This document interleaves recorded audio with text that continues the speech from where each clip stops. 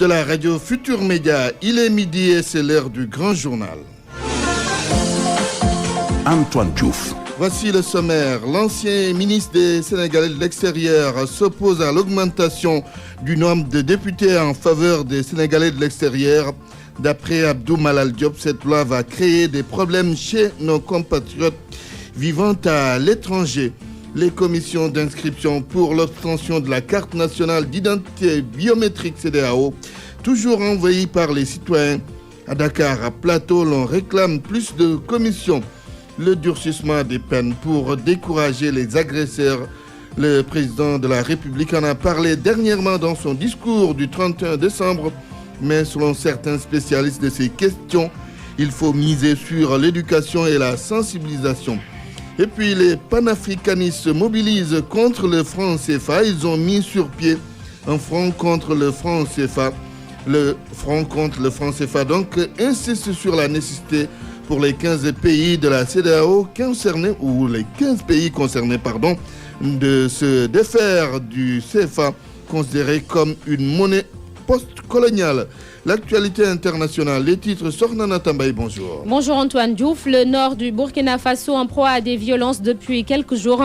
Une personne a perdu la vie et une autre serait grièvement blessée. Tout est parti de l'attitude d'un prédicateur radical.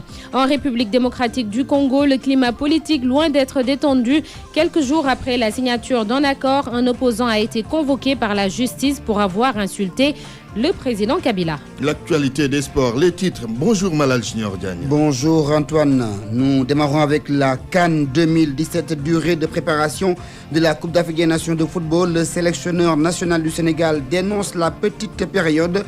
Aliou Cissé invite la CAF à demander à la FIFA de revoir cela pour qu'on puisse préparer cette compétition dans les meilleures conditions. Le deuxième galop d'entraînement des Lions du Sénégal a eu lieu ce matin. Les Lions donnent rendez-vous au public à 16h30 pour la troisième séance. À noter également l'arbitrage sénégalais qui a 28 nouveaux arbitres avec un statut d'international.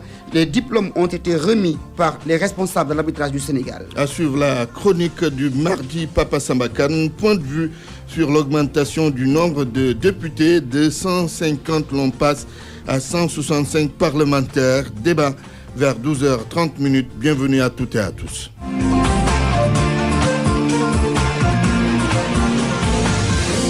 Antoine Diouf. Mesdames, Messieurs, bonjour. Il n'est pas d'accord avec l'augmentation du nombre de députés. Et l'ancien ministre des Sénégalais de l'extérieur, Sou Abdoulaye Wade, l'a dit. Abdou Malal Diop soutient que le fait que l'on ait augmenté 15 députés sur les 150 existants en faveur des Sénégalais de l'extérieur va créer des problèmes chez nos compatriotes qui vivent à l'étranger. C'est pourquoi il plaide en faveur d'un ministère des Sénégalais de l'extérieur. Abdou Malal Diop est interrogé par El Hadj Ndiogou Diena. Cela risque de compliquer davantage la gestion des Sénégalais de l'extérieur que d'en résoudre les problèmes. Pour plusieurs raisons. D'abord, les Sénégalais de l'extérieur ne sont pas organisés ni contrôlés par l'État. Et donc la représentativité ne peut se faire que par affinité ou par affinité politique ou par influence du groupe. Or, cela va créer des frustrations et des troubles extraordinaires au niveau des Sénégalais, ce que je connais très bien, parce que lorsque j'étais au Sénégal de l'extérieur, j'avais fait une proposition à l'actuel président de la République, Monsieur Macky Sall, qui était alors Premier ministre. La première réaction, c'était d'abord que l'État puisse les organiser à l'étranger et reconnaître ses représentants réels, ceux qui représentent les Sénégalais réels. Sinon, il risque de prendre ceux qui, peut-être les plus bavards et ceux qui ont beaucoup plus d'influence au détriment de ceux qui représentent réellement les Sénégalais à l'étranger.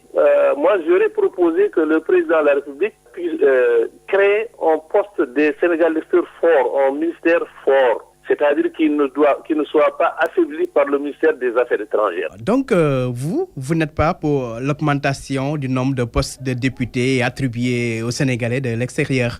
Non, je suis tout à fait contre, parce que si le président voulait leur donner des postes, il aurait par pure discrétion proposé aux postes de députés ceux qu'il voudrait nommer et cela viendrait lutter pour être nommé. En augmentant le nombre de députés, Macky Sall est en train de trahir les Sénégalais. Une déclaration du coordonnateur de Rewmi à Touba et selon Manel Fall, Macky Sall a poignardé ceux qui ont voté en faveur du oui au référendum du 20 mars 2016. Manel Fall au micro de Papa Balagay. Macky Sall a montré au peuple sénégalais qu'il ne se soucie même pas de leurs préoccupations. Puisqu'on ne peut pas comprendre, au moment où le peuple sénégalais souffre, au moment où Fatick est fatigué, tous les secteurs sociaux de ce pays sont dans la misère, Macky Sall et son régime se permet d'augmenter le nombre de députés de 150 à 165. Maintenant, ce qui en est, c'est que Macky Sall n'a pas poignardé le peuple sénégalais. Il a poignardé ces hommes qui ont voté son référendum. Puisque dans son référendum, il avait prévu qu'il va augmenter le nombre de députés de 150 à 160. Donc, l'idée devait même pas traverser son esprit pour qu'il en rajoute les 5 députés. Depuis qu'il est à la tête de ce pays, il nous surprend par des mesures, très sincèrement, qui sont catastrophiques. À présent, le point sur les inscriptions pour l'obtention de la carte d'identité biométrique CEDEAO à Dakar, à Plateau. Le rythme est encore soutenu à la sous-préfecture où 2 commissions sont logées à la mairie de Plateau. Toujours, il y a beaucoup de monde, mais l'on précise qu'il y a moins de citoyens comparé au début des opérations. Reportage à Wambaye. Beaucoup de monde à la préfecture de Dakar Plateau. Du rez-de-chaussée au 2e étage, une longue file avance au rythme des membres des différentes commissions pour l'obtention de la pièce d'identité biométrique. Le vigile appelle par groupe de 10 personnes et ça grouille dans les rangs.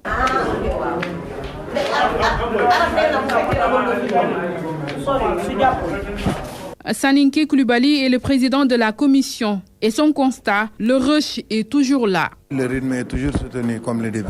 Jusqu'à présent maintenant, nous avons maintenant de l'affluence. Et chaque jour que Dieu fait maintenant, nous avons l'impression que les choses maintenant augmentent. Et nous faisons au minimum pratiquement chaque jour 400. Par jour. Sous le couvert de l'anonymat, ce citoyen d'une 40aine d'années est toujours dans les rangs et ça avance d'après lui. Mais il aurait souhaité beaucoup plus de commissions sur place.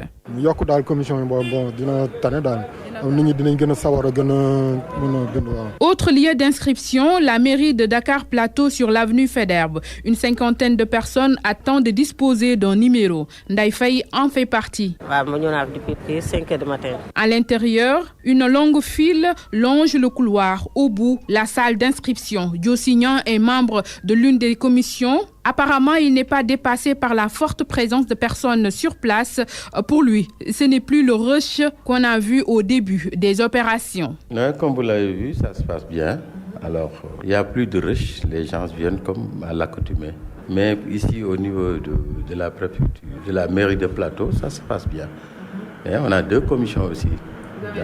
Là, dans une même direction. Là. Les inscriptions pour la carte d'identité biométrique suivent leur cours et les différentes commissions essayent tant bien que mal de gérer la forte affluence. RFM, fréquente modulation 94.0, la radio en puissance. RFM Midi. Antoine Diouf. Vous êtes bien à l'écoute de la radio Futur Média. Il est 12h09. Le président de la République prône le durcissement des sanctions pour décourager les agresseurs. Une solution parmi tant d'autres évoquées par le chef de l'État. Donc, lors de son adresse à la nation le 31 décembre dernier. Le durcissement des sanctions, voie indiquée pour faire face aux nombreuses agressions. Donc, des spécialistes de la question prônent l'éducation et la sensibilisation. Mohamed Ali Mouba. Beaucoup de monde à la préfecture de Ali Mouba, que nous allons retrouver dans quelques instants. En attendant, parlons des difficultés pour accéder à Djengue, c'est dans la commune de Taïbandiaï. Ce village est enclavé, il n'a même pas de poste de santé et l'approvisionnement en eau pose problème à Djende. RFM Thiès, Cheikh Anta Diop. Djingué, ce village situé dans la commune de Taïba Ndiaye est très enclavé, l'accès est difficile. C'est enclavé par rapport à la piste de latérite, ça fait 2 km. C'est un village enclavé. Donc ce village-là, ça existe depuis très longtemps. Il y a eu des difficultés en termes d'infrastructure. L'enclavement du village est source de beaucoup de malheurs. Les femmes du village éprouvent d'énormes difficultés pour se faire soigner. Pas de case de santé, encore moins de poste de santé. Massissé, porte-parole des populations. Parcours des kilomètres pour se faire soigner. Non, il n'y a pas encore de poste de santé, ni de case de santé, parce que vraiment, ça également, c'est une nécessité. Soit nous sommes Taïba Ndiaye, ou nous sommes Tiawan pour Fadjoudji. Djingué, ce village aussi peine à s'alimenter en eau potable. Vous avez vu de votre propre yeux les bidons autour du puits. Cela montre que l'eau se fait rare dans ce village. Le directeur des mines, Ousmane Sissé, en passage dans la zone, promet de porter ses doléances aux autorités. C'est un travail à faire. Et dans le cadre du programme Sénégal émergent du chef de l'État, le président Macky Sall, le département de Tivaouane, la commune de Taïba Ndiaye et particulièrement Djingué a des opportunités à saisir. Toutes les démarches qui seront nécessaires et qui devraient permettre donc à la réalisation de tels objectifs, nous allons le faire. Autant de maux qui affectent le village de Djingué. Les femmes demandent à être accompagnées pour mener des activités de développement. RFM Thiès, Cheikh Ante Diop. Je vous le disais, le président de la République prône le durcissement des sanctions pour décourager les agresseurs. Une solution parmi tant d'autres évoquées par le chef de l'État lors de son adresse à la nation le 31 décembre dernier. Le durcissement des sanctions est-il une voie indiquée pour faire face aux nombreuses agressions? Des spécialistes de la question prônent l'éducation et la sensibilisation. Mohamed Ali Mouba. Les peines pour agression pourraient être alourdies dans le nouveau code pénal et code de procédure pénale si on suit la volonté du chef de l'État. Mais aux yeux du professeur de droit pénal, Ibabari Kamara, il faut faire attention à ce que ça ne soit pas une panacée. Est-ce que ceci également ne serait pas de nature à rendre la situation carcérale beaucoup plus compliquée que celle que nous connaissons aujourd'hui et que nous continuons donc de fustiger. Pour le président de la commission des lois à l'Assemblée nationale, Demba Samba Ndiaye, la répression est une solution parmi tant d'autres. Je ne dis pas que c'est la solution, mais c'est quand même une des solutions dont dispose un État pour vraiment prévenir ou bien punir des délits. Une des solutions au problème, les autres mécanismes de répression doivent être combinés pour plus d'efficacité. Professeur Ibabari Kamara. C'est-à-dire, amener justement ces délinquants-là à accomplir, pourquoi pas, des travaux d'intérêt public, donc d'utilité.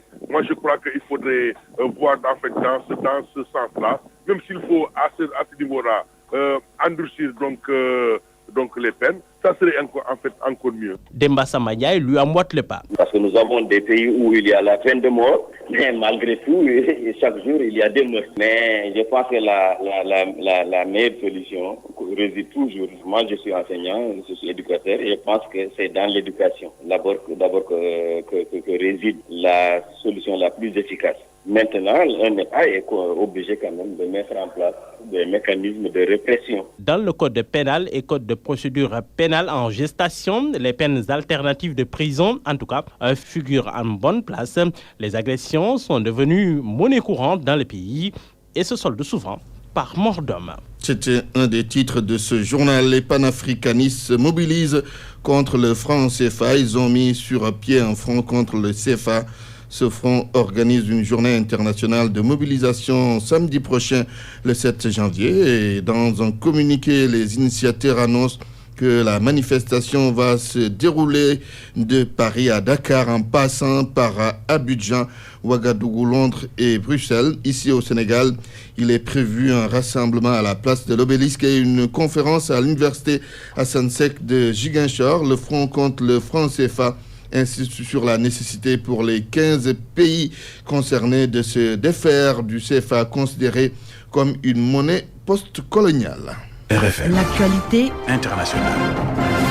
Burkina Faso d'abord. Les violences ont éclaté dans le nord du pays. Sornana Tambaye. Les derniers mois, déjà Antoine, des groupes terroristes ont attaqué à plusieurs reprises cette partie du pays. Dans la nuit du 1er janvier, 2 commandos liés à un prédicateur radical ont mené des opérations, tuant une personne et blessant une autre. Les détails avec Cher Tidiane Sarr. Le premier commando a tué un imam de la commune rurale de Tongomael dans le village de Sibé. La victime du nom de Amedou Tamboura est un ex-membre du groupe de Malam Ibrahim Duko. D'après des sources, l'imam aurait essayé de convaincre certains jeunes d'abandonner le groupe de ce prédicateur radical en vain. Craignant qu'il ne livre des informations aux services de sécurité, ils ont alors décidé de l'éliminer. Le deuxième commando était chargé d'éliminer un autre ex-membre du même groupe. La victime du nom de Mamadou Diko a reçu plusieurs balles et a été abandonné au bord du barrage de la ville. Finalement, il est admis à l'hôpital en soins intensifs, mais plus de peur que de mal selon une source sécuritaire. En attendant, l'enquête suit son cours normal, mais la question qui se pose est de savoir si l'enquête éclaircira les raisons de cette tentative d'assassinat. Si on sait que le blessé avait de l'argent en sa possession, des patrouilles policières sont en cours dans la province afin de retrouver des membres des commandos. Cher Tidiane Sarr, stagiaire à la région Futur Média, après la mort de plusieurs de ses ressortissants en Afrique du Sud, le Nigeria demande des comptes à Pretoria. Des morts liées à des dérives policières. Au cours de l'année 2016, 20 Nigérians ont été tués. Le bureau du président Buhari exige des explications. Daoud Diouf. Cela fait suite à la mort de 20 de ses ressortissants en 2016. Selon la conseil spécial du président de Nigeria, Mme Abike Bakiri Erewa, tous les morts en Afrique du Sud doivent être portés à l'attention immédiate des autorités du Nigeria et de l'Afrique du Sud. En Afrique du Sud, la dernière victime nigériane a été enregistrée le 29 décembre dernier. Dans le pays de Mandela, les Nigérians impliqués dans le trafic de drogue sont souvent accusés de corrompre la police sud-africaine. Rappelons qu'en avril 2016, la tension était montée d'un cran entre Abuja et Pretoria lors des violences xénophobes qui avaient fait 7 morts. Le Nigeria avait rappelé son ambassadeur en guise de protestation. Pour l'instant, les autorités sud-africaines n'ont pas encore réagi. Sornanata au Cameroun, l'opposition cache mal sa colère après la mise en garde du président Paul Biya. Les propos du chef de l'État ne sont pas du goût des opposants. Dans son discours du Nouvel An, Paul Biya mettait en garde contre la violence de rue et le défi à l'autorité, selon ses propres termes. Il faisait allusion aux nombreuses grèves et manifestations survenues dans des villes anglophones. Ces événements ont donné lieu à des revendications sécessionnistes. Le président Biya a rejeté ces demandes, ajoutant que le Cameroun est un et indivisible. Selon Joshua Ozir du Social Democratic Front, les Camerounais sont encore capables de se parler et de trouver des solutions politiques aux nombreux problèmes. Il déclare également que le gouvernement doit faire preuve de courage dans ce dossier. République démocratique du Congo, malgré la signature d'un accord, le climat politique reste tendu. La justice a convoqué un opposant. Gabriel Koumwanza est accusé d'avoir insulté le président Joseph Kabila. Selon la convocation, il est appelé à comparaître jeudi 5 janvier au parquet de Lumumbashi. Les détails avec Abdou Khoudos Diallo. Il s'agit du député Gabriel Kuyungu Wakumwanja, opposant du président Joseph Kabila. Accusé d'avoir insulté le chef de l'État, il est appelé à comparaître ce jeudi au parquet de Lubumbashi, deuxième ville de la République démocratique du Congo, 10 jours après la levée de son immunité parlementaire, renseignent des sources concordantes. Une accusation dans un enregistrement jamais rendu public et dont Kuyungu conteste l'existence, alors que la justice congolaise avait demandé la levée de son immunité parlementaire. L'un des avocats de Gabriel Kuyungu déclare que cette convocation consacre la trahison de la population de Lubumbashi par l'Assemblée provinciale du Haut-Katanga. Figure politique de la région et proche de l'opposant Moïse Katumbi, Gabriel Kuyungu a été gouverneur de la province du Grand Katanga dans les années 1990 et président de l'Assemblée provinciale entre 2011 et 2016. C'était Abdou Khoudos Diallo, lui aussi stagiaire à la RFM. L'auteur de l'attentat d'Istanbul a été identifié. Sornan. Et on termine avec cela. Selon un journal turc, le terroriste serait arrivé en novembre au sud de la Turquie avec sa femme et ses 2 enfants. Il avait quitté la Syrie. 12 personnes ont été placées en garde à vue dans le cadre de l'enquête, dont son épouse. Le terroriste, lui, est toujours en fuite et son nom n'a pas été rendu public. Antoine. Sornana Tambaye, merci pour cette page internationale. Parole aux auditeurs. L'actualité, qu'en pensez-vous? Moi, je pense que vous devez. Réagissez dans nos éditions d'information sur l'actualité. Bonjour. Oui, bienvenue sur cette antenne d'RFM. Du lundi au vendredi, vous avez la parole sur RFM. Point de vue sur l'augmentation du nombre de députés de 150, l'on passe à 165 parlementaires. Le débat du jour, c'est dans quelques minutes. RFM Sport. CAN 2017, l'entraîneur des Lions du Sénégal, Aliou Cissé, dénonce la courte période de préparation à la CAN. Oui, il estime que 2 semaines, c'est petit pour préparer une grande Coupe d'Afrique des Nations de football. Aliou Cissé demande à la CAF de réagir pour changer la donne. Le sélectionneur national veut que les sélectionneurs aient plus de temps pour préparer leurs équipes nationales. Sodekam.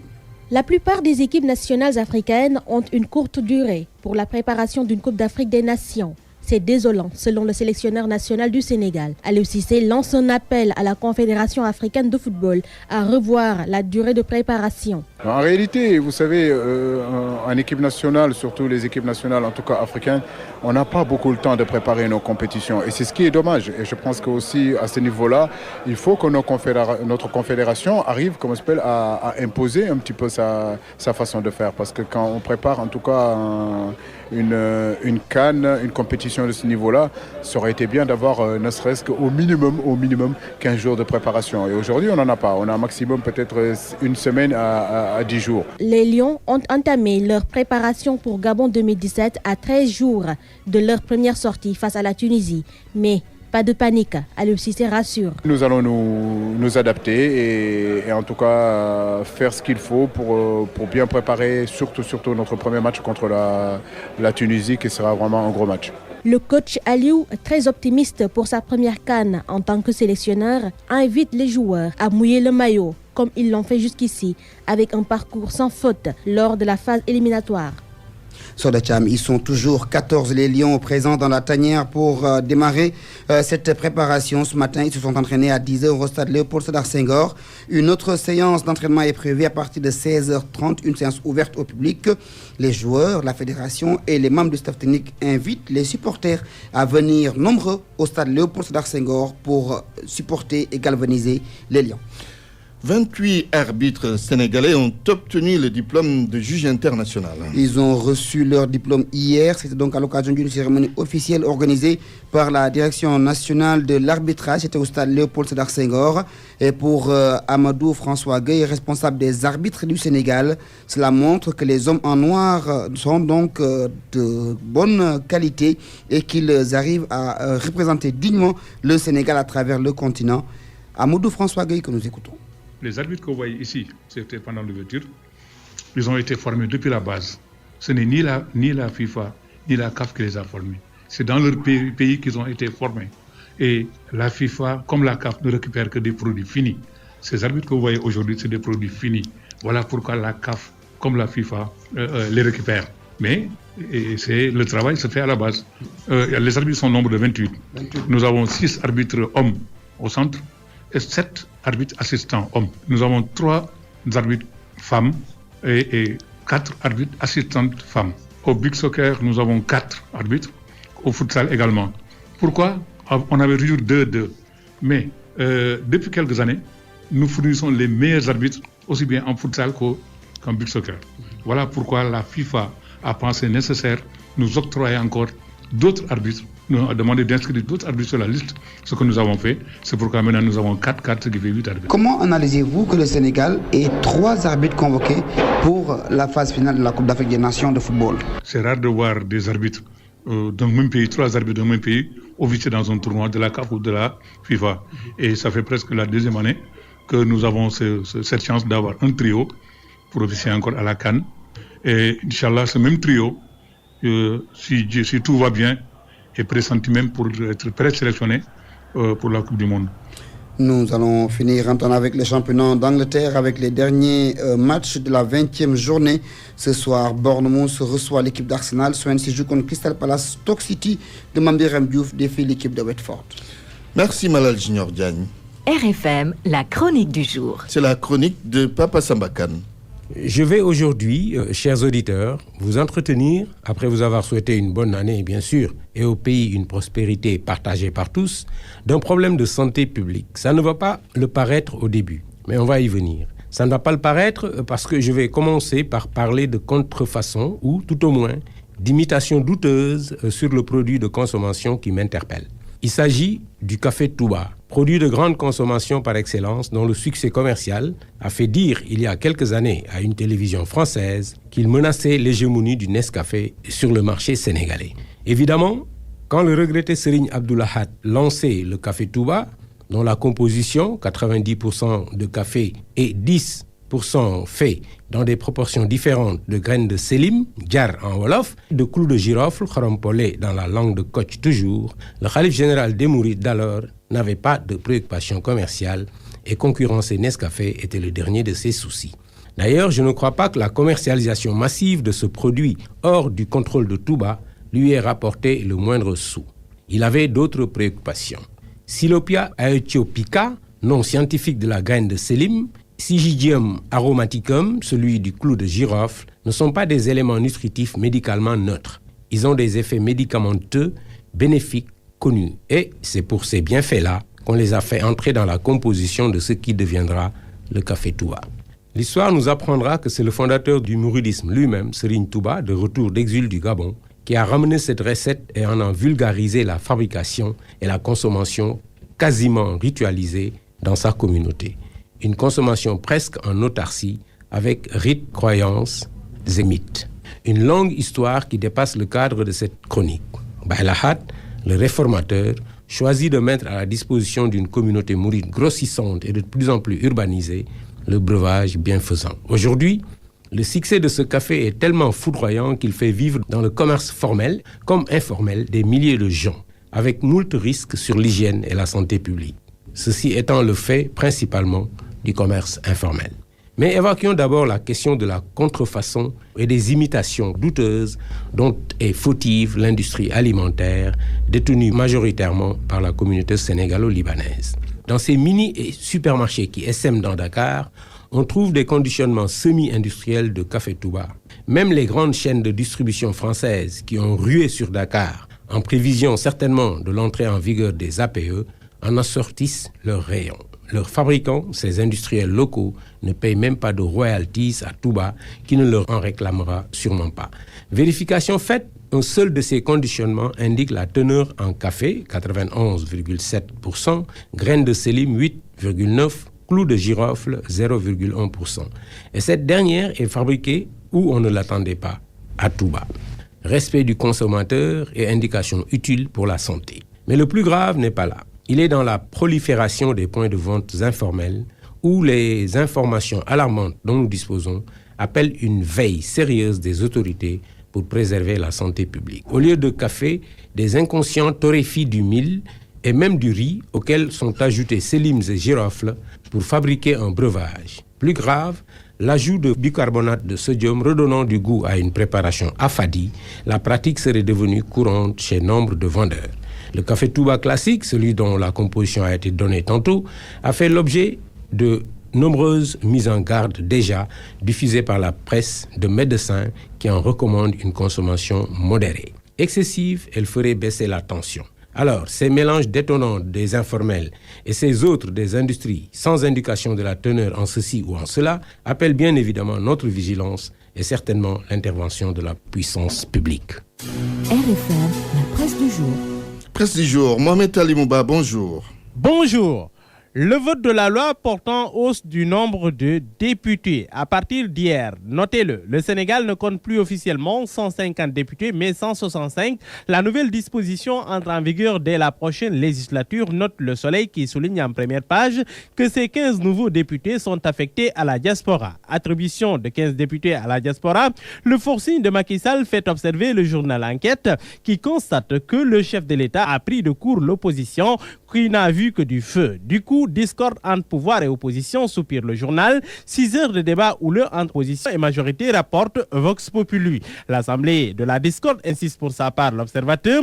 La majorité impose son texte. L'opposition annonce une saisine du Conseil constitutionnel. C'est que pour Mamadou Diop Decroix de l'opposition, la mesure est irrationnelle. On augmente des députés et les frais seront aussi revus à la hausse. Parallèlement, note Diop Decroix, l'école ne marche pas. Les enseignants et les agents de la santé sont en grève.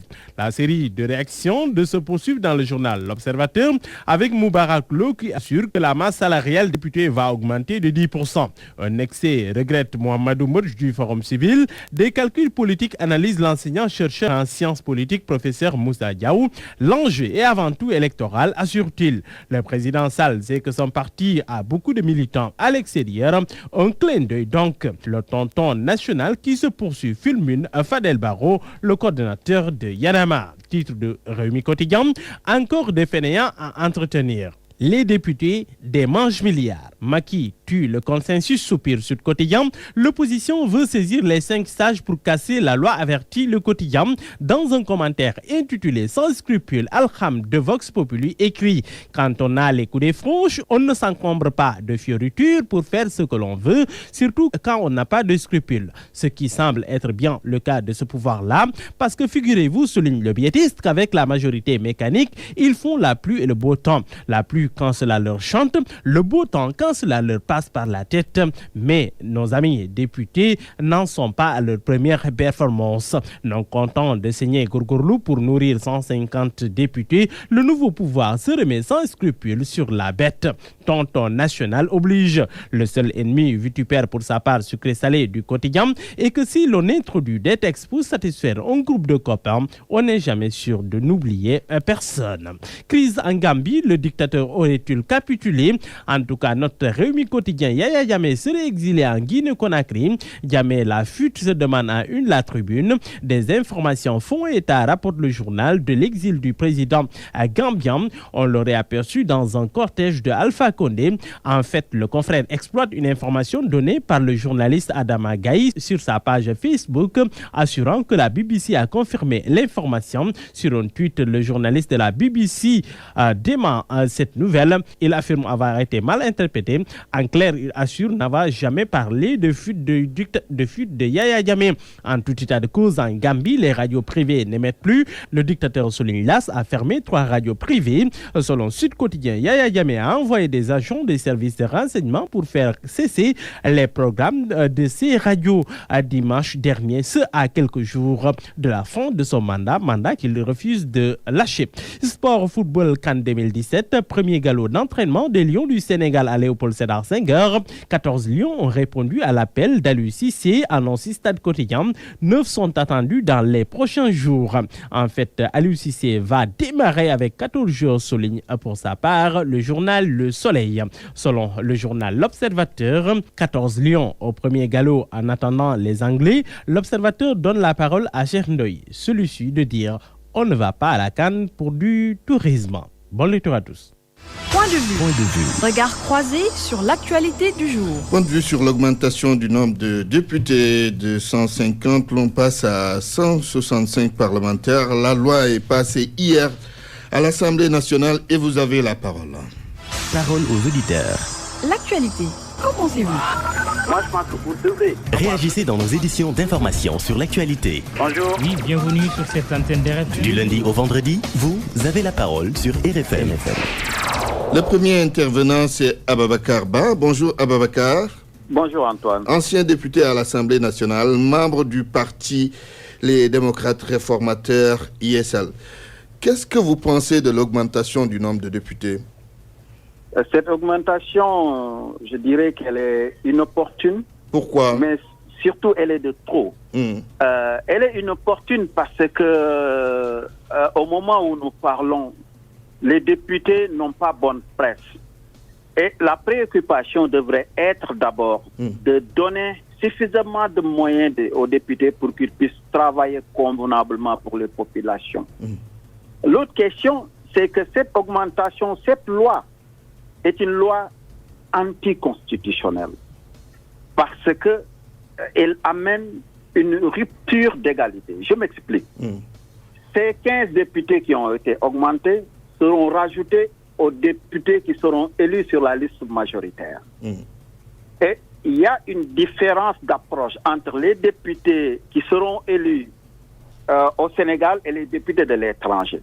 Parce que tout simplement, proportionnellement au nombre que ces députés représentent, les députés du Sénégal qui seront élus au Sénégal vont représenter plus, c'est-à-dire pour un département donné, proportionnellement au nombre de députés, il y a plus d'électeurs que ces députés qui seront élus au niveau de l'étranger. Et ça, c'est une rupture d'égalité. Et ça, c'est anticonstitutionnel. L'autre question, c'est qu'il y a une rupture de dialogue. On nous avait annoncé 10. Nous, l'opposition, on était en train de leur dire oui, les 10 pour les députés de l'étranger, mais il faut les prendre au niveau des 150 existants. Malheureusement, de manière unilatérale, on vient non seulement augmenter encore 5, mais aussi, on ne comprend pas ce qui motive. Et je pense que ce qui motive tout simplement le régime actuel, c'est que le président Macky Sall a été accompagné par une cohorte d'alliés.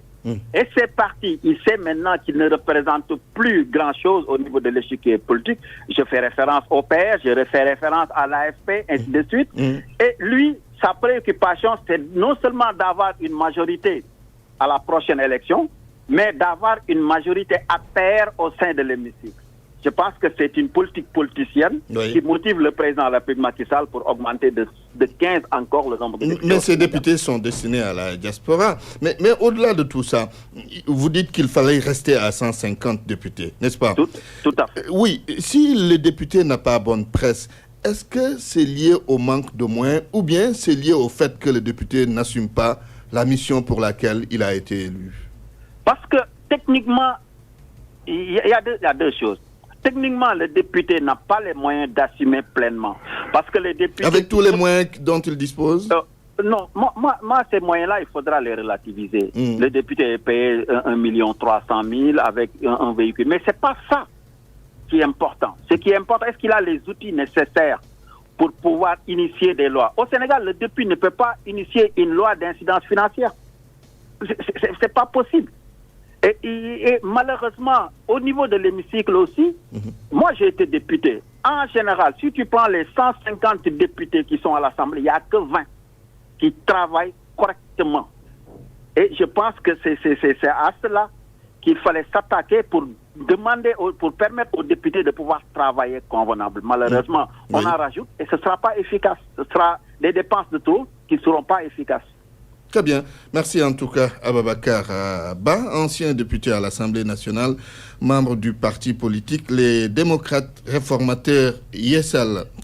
Le prochain intervenant s'appelle Zator Mbaye, député également à l'Assemblée nationale, membre de l'AFP. Bonjour, monsieur le député. Bonjour, Antoine. Oui, on dénonce le fait que le nombre de députés a été augmenté de 150 à 165.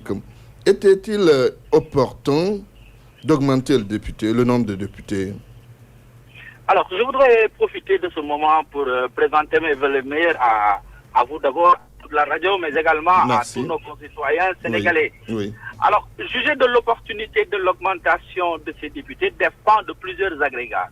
Vous savez, le Sénégal a récemment, à l'issue du recensement dernier, les gens se sont rendus compte que nous avions 14 millions de Sénégalais. Alors, contrairement, ou je devrais dire, contrairement même à tous les pays de la sous-région, je veux citer la Côte d'Ivoire, le Ghana, tous les pays ont eu quand même à augmenter leurs députés.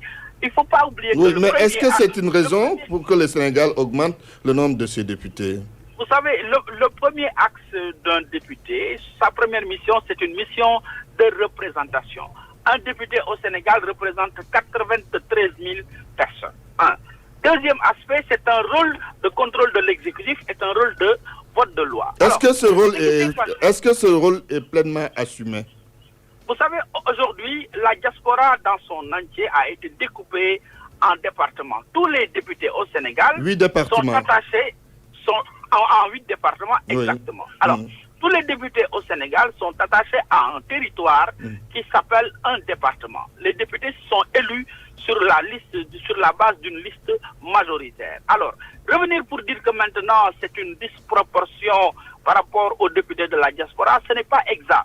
Parce qu'à l'Assemblée nationale, il y a justement des députés qui sont élus sur la base de la liste majoritaire, donc qui ont eu plus de voix, que les députés qui sont élus sur la base de la liste proportionnelle, qui ont eu beaucoup moins de voix. Et il ne faut pas occulter un aspect, c'est-à-dire celui de la place qui a été faite aux députés qui sont venus à l'Assemblée du plus fort reste. Oui, mais justement, pour éviter cette rupture d'égalité, n'était-il pas mieux indiqué d'élire ces députés sur la liste proportionnelle? Alors, le danger dans ce cas, c'était quoi? C'était donc de réduire la liste majoritaire locale, la liste proportionnelle locale, et dans ce cas, le quotient électoral va donc augmenter, ce qui ferait que donc l'Assemblée serait sûrement une assemblée monocolore avec beaucoup moins de représentation. Et à ce moment-là, vous verrez que beaucoup de députés aujourd'hui qui sont là-bas par le fait du plus fort reste ne pourraient plus y accéder parce qu'ils n'auraient pas suffisamment de voix qui leur permettraient, n'est-ce pas, de pouvoir accéder à l'Assemblée nationale. L'une des raisons pour lesquelles je pense que la solution qui a été trouvée est une solution medium size qui permet déjà de respecter le principe des droits acquis pour les départements et pour la liste nationale, mais également de permettre aux Sénégalais de la diaspora quand même, qui font entrer dans l'économie du Sénégal plus de 900 milliards, de pouvoir avoir une représentation qu'ils vont eux-mêmes choisir. Contrairement à ce qu'a dit tout à l'heure monsieur l'honorable député Ba en disant que les députés seront choisis, mais ce sera une élection comme l'élection qui se passera au Sénégal, une élection de liste, et aussi bien l'opposition que la majorité devra préparer une liste pour aller vers ces jours électoraux. Oui, 165 députés au lieu de 150. Qu'est-ce que cela peut changer, sincèrement? Vous savez, la démocratie, elle a un coût. Et aujourd'hui, les députés de la diaspora, en tout cas la diaspora, n'est pas représentée à l'Assemblée nationale. Le président de la République, dans son programme, avait eu à annoncer cette nouvelle qu'il est en train justement de mettre en application pour donner plus de place aux préoccupations des Sénégalais de la diaspora. Quand il m'arrive, moi, député du Sénégal, élu sur la liste de Dakar, quand il m'arrive de me prononcer sur des questions de la diaspora, je me prononce juste au vu de ce que j'en lis à travers la presse ou de ce que j'en sais. Par contre, si c'est un Sénégalais qui vit ces problèmes-là dans un pays X de la diaspora, comprenez bien qu'il serait plus à même que moi de défendre les problèmes de la diaspora. Oui, mais il y a quand même déjà 150 députés. Pourquoi ne pas prendre les 10 ou les 20 les consacrer à la diaspora? Si vous tenez réellement à la diaspora et à économiser les finances du pays. Mais vous savez, je suis tenté de vous dire pourquoi ne pas simplement choisir un journaliste pour couvrir tout le territoire sénégalais. C'est pas possible, c'est pas comparable. Mais voilà, mais exactement. C'est pas comparable. Donc c'est pour des raisons d'efficacité, c'est pour des raisons de pertinence politique et pour des raisons de maillage plutôt du territoire national et du territoire international. Sauf qu'on ne sent pas le travail du député. Hein? Ça, vous reconnaissez avec moi que le député a une mauvaise image auprès du peuple. Mais en fait, je ne le reconnais pas. C'est-à-dire que vous ne voulez pas le reconnaître peut-être.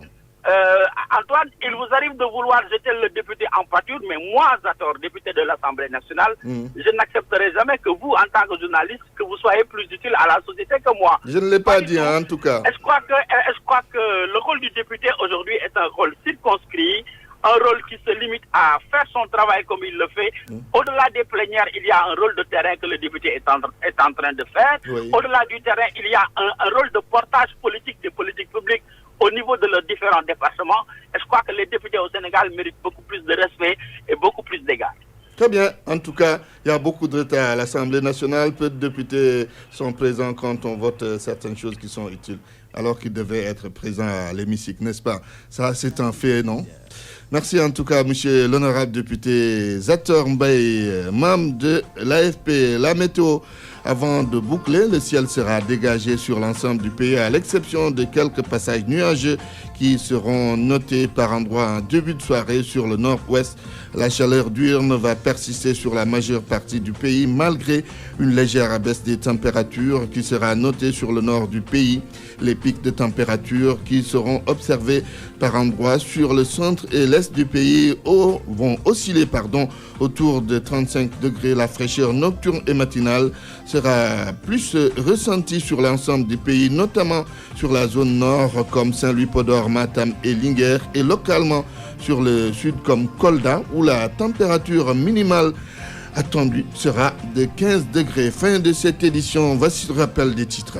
Antoine Diouf. L'ancien ministre des Sénégalais de l'extérieur s'oppose à l'augmentation du nombre de députés en faveur des Sénégalais de l'extérieur. D'après Abdoul Malal Diop, cette loi va créer des problèmes chez nos compatriotes vivant à l'étranger.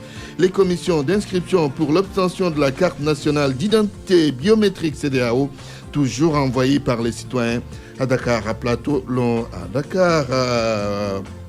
réclame plus de commissions et puis le durcissement des peines pour décourager les agresseurs. Le président en a parlé dernièrement dans son discours du 31 décembre. Mais selon certains spécialistes de ces questions, il faut miser sur l'éducation et la sensibilisation. Journal présenté par Antoine Diouf à la technique, Vincent Mamadou Diop, réalisation El Hadj Daouda Diouf. À 13h, El Hadj Hassan Gueye pour la grande édition en Wolof. Tout de suite, c'est Dialgat Hibar. Excellent après-midi à toutes et à tous.